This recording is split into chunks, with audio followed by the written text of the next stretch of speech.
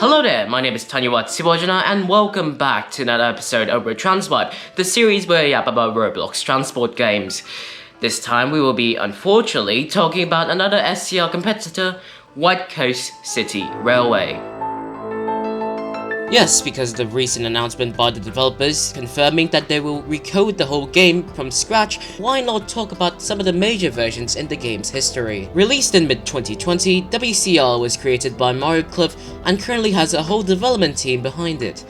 The game currently has 25 open stations, 2 operators and 17 trains, and at least provided features that stood out from the rest at the time, like revolutionary user interface, manual announcements, lights, and so on.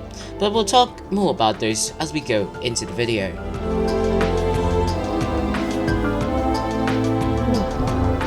This thing is fond of...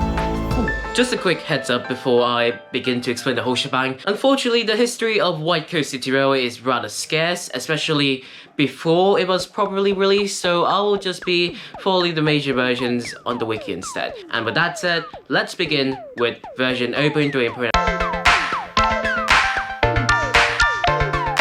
Version 0.3.0, released on the 8th of June 2021, introduced a new user interface and in-game currency system. Do I have to seriously do this again? Do I have to? Oh, The Whitecoast City Railway currency system is separated to tickets and coins. Coins are used to buy trains like any other train game, and you can receive coins by driving or being platform staff, the equivalent to SCR's dispatching rule. But at this point, version 0.3.0, it hasn't been released yet, and the route system yields higher coins than tickets. On the other hand, tickets are used to buy routes. This therefore makes the grinding time slower than usual, so if you're wishing to buy something that is not a train, you have to take some time. These tickets are earnable by only finishing a route and doing challenges, separated to daily, weekly, and row-based, and cannot be bought through Robux. This also includes the introduction of challenges, new routes, and so much improvements to scenery, as well as the extensions to Chichester Terminal and Northern Move from Whitecoast.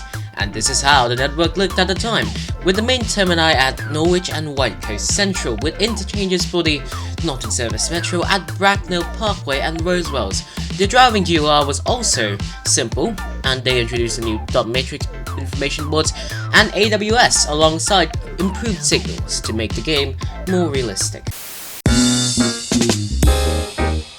Version 1.0 released on the 22nd of January 2023, reworked a lot of stations, depots, as well as introduced working elevators, the platform staff role, more challenges, skipping stations, further signals, and replacement of Chichester Terminal Station by Chichester City, as well as the introduction of 6 new trains and reworks for 5 trains, and a new menu user interface. This update was proved to be buggy from the start, but the developers luckily patched it later in version 1.0.1. And surprisingly, a lot of people thought that this would be similar to SCR's version 1.0 or the big update, but I don't really see the resemblance. Oh, by the way, here's the new network map, and yes, there's now onboard train announcements, with them actually using human voices and not text-to-speech. Here's a fun fact: the release of version 1.0 led to the demise of, well, this. Just hear it.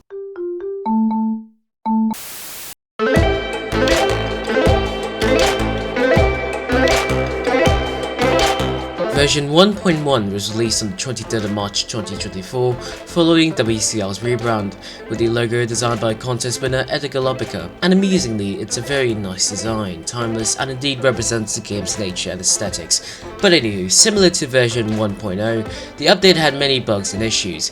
It introduced many stations, including Oakwich on Sea, which requires you to cross the beach just to get there, as well as rebuilds for a few stations and depots. A new driving UI was introduced as well, semaphore signals were added for realism, and the number of routes in the game have been reduced to 10.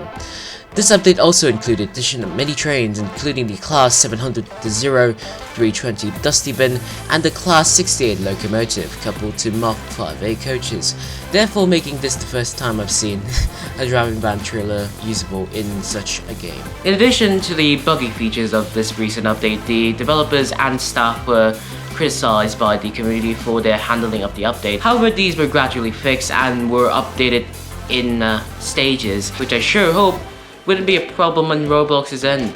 An additional update was also pushed through, version 1.1.1, which rebuilt Whitecoast Central and added Elmsworth, Ashgrove and Blackwater stations alongside a staff-only train and 3 double concerts. This also added a new route between Chichester City and Clyde Natural Park, and working headlights as well. Version 1.2, released on the 31st of December 2024, so New Year's Eve, introduced the Birchmere Junction and Wexford extensions, the introduction of Third Rail and the first intercity operator in the game Green Arrow, as well as transport for Whitecoast and a rebrand for City Line. Green Arrow now operates the Class 68 and Mach 5A, and both operators share the 350s. They also added the new Class 465. Additionally, they reworked Norwich Central and Northern Will. The developers also added a new menu UI and customizable in-game time, a driving tutorial and improved acceleration physics. Still, there were many bugs. It's already a common trait with WCR already. But however, these were regarding Roblox purchases, as well as some beef between a developer in 4th Rail, creators of British Railway, and the WCR development team, just because there were some missing houses and trees, raising ethical concerns in development in general, and what the WCR team has claimed to be an unnecessary act of hostility. I mean, why would you rather have beef for just some missing plants and houses? There are more important things to do. Why?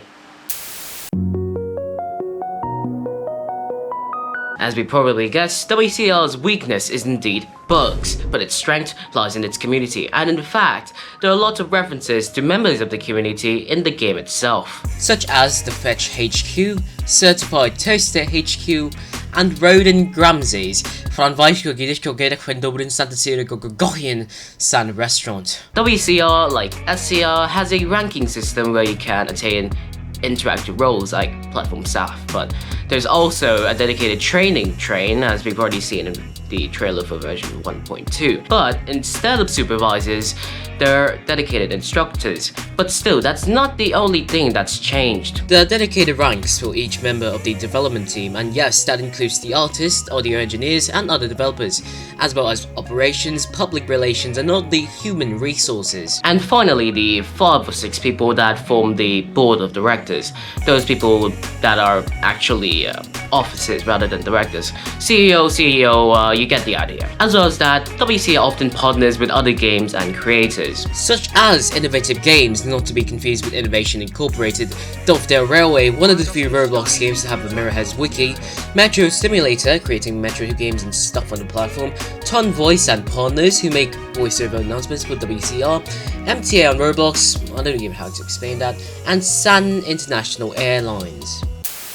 And finally, content creators. Going back to the last segment of the first episode, content creators in WCR are a rare species, especially with coverage of the game being this scarce, especially for a small but growing transport game. But still, you can see your hometown favorites like Attributes Play, Q's videos, Quit Your First, and Down Off the Ride doing decent videos on the game itself, and I highly recommend them.